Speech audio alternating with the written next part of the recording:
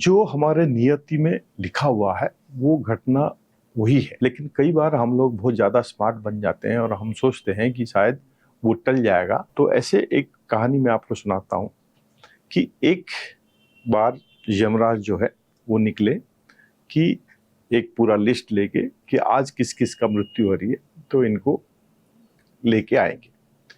तो जब पहले एक 30-32 साल का एक लड़का था तो पहले उसके घर पहुंचे और इसको उठाया कि भाई चलो।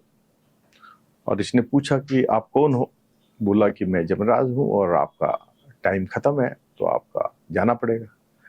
तो उसने कहा कि देखो सवेरे अभी मैंने उठा नहीं है, अब मैं बिना चाय पिए मेरा दिन गुजरता नहीं है, तो आप एटलीस्ट ये तो करो कि मैं चाय तो पी लूं। तो यमराज ने बोला अच्छा ठीक है तू चाय पी ले फिर हम चलते हैं। तो जब ये चाय बनाने गया तो अपने दिमाग में सोचा कि अब एक काम करता हूँ कि चाय में एक नींद की गोली डाल देता हूँ, तो ये खा के सो जाएंगे तो मेरा टाइम निकल जाएगा, तो मेरा मृत्यु टल जाएगी। तो इन्होंने वो नींद की गोली डाल के यमराज जी को चाय पिला दिया और खुद अपना चाय पिया। तो थोड़ी देर में यमराज जी को नींद आ गई, मतलब वो बेहोश हो गए।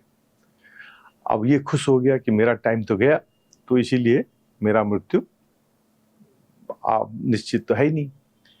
तो थोड़ी देर के बाद, कुछ टाइम के बाद फिर यमराज का होश आया। जब होश आया तो इन्होंने पूछा कि अरे अभी हम चलते हैं, लेकिन तो इन्होंने कहा कि लेकिन मेरा तो टाइम जा चुका है, तो कैसे करें? तो पहले जो जिसको आपको लेना है पहले आप उनको ले आइए, फिर मुझे आप ले जाना। तो यमराज जी ने कहा कि अब मेरा मन परिवर्तन हो गया, तो मैं जब आया था तो सबसे पहले से शुरू करना था, लेकिन अब मेरा मन बदल गया तो मैं अभी सबसे आखिरी से शुरू करूंगा। अब उसके बाद उस आदमी को इन्होंने पहले लेते हुए फिर निकले। तो इसमें ये समझना है हमें कि जो नियति का खेल है, जो नियति का लिखा हुआ है, वो हम कभी टाल नहीं सकते।